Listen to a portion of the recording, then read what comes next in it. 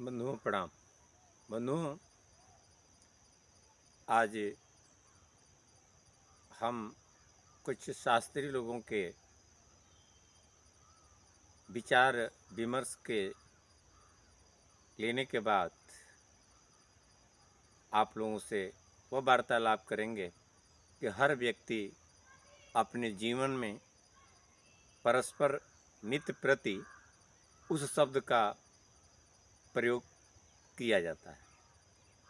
जैसे मानकर चलिए कि जब हमारे से कोई बड़े या हम उम्र के जब लोग आपस में जब मिलते हैं तो उनके अभिवादन में लोग अपने से बड़ों को प्रणाम करते हैं या हम उम्र के लोगों को नमस्कार करते हैं। लेकिन इसी के साथ यह भी देखा गया है कि जब अपने से बड़े लोगों को या परस्पर जो लोग बराबर के लोग होते हैं उनको अभिवादन करते समय एक शब्द का नित्य प्रति बड़ी आदर और सम्मान के साथ प्रयोग किया जाता है। वह है कि हम लोग क्या कहते हैं कि जब किसी व्यक्ति को अभिवादन करते हैं तो हम लोग कहते हैं कि राम राम। अभी बताइए, थोड़ा सा इस पर विचार करने की बात है कि जब हम किसी का अभिवादन करते हैं तो कहते हैं कि राम राम, यानी आप थोड़ा सा सोच करके बताइए कि क्यों राम का नाम 2 बार लिया जाता है, क्यों नहीं 1 बार लिया जाता है। लेकिन अक्सर परस्पर ये जो लोग अभिवादन करते हैं तो उनके मुख से ये बात निकल ही जाता है कि राम राम, यानी 1 बार कहने में उनको संतुष्टि ही नहीं मिल सकती। इसके भाव क्या हैं, इसी पर हमने कुछ महापुरुषों से, विद्वानों से तर्क किए और तर्क का उन लोगों ने बहुत सुंदर उत्तर दिया। उसी चीज़ को आप लोगों के चरणों में सादर समर्पित है। देखिए कि हम राम राम 2 बार क्यों कहते हैं, उन लोगों ने इस शंका का निवारण बड़ी कुशल भाव से किया।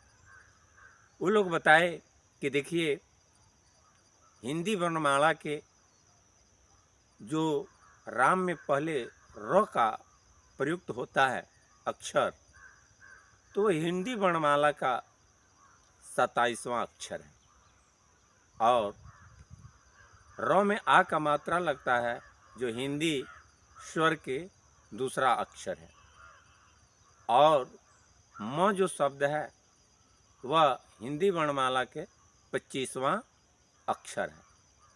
तो जैसे मानकर चलिए कि र 27वां है, अब उसमें हम 27 को आप जोड़ लीजिए और उसमें आ जो है वह स्वर का दूसरा अक्षर है। अब उसमें रा होता है, यानी र में आ का मात्रा मिला दीजिए तो रा हो गया और म 25वां अक्षर हुआ। तो दोनों को और स्वर को मिलाकर के, दोनों अक्षरों को मिलाकर के, स्वर को मिलाकर के राम शब्द बनता है। तो आप जोड़ सकते हैं कि र 27वां अक्षर है और उसमें आ का मात्रा लग गया तो 27 और 2 जोड़ दीजिए और म 25वां अक्षर है, यानी दोनों आप जोड़ेंगे तो और अ को जोड़ेंगे तो ये होगा 54, यानी 27 54 होगा। तो अब 54 हो गया। तो जब हम मानकर चलिए कि किसी को अभिवादन करते समय राम राम कहते हैं, यानी 2 बार कहते हैं, तो 54 और 54 कितना हुआ 108।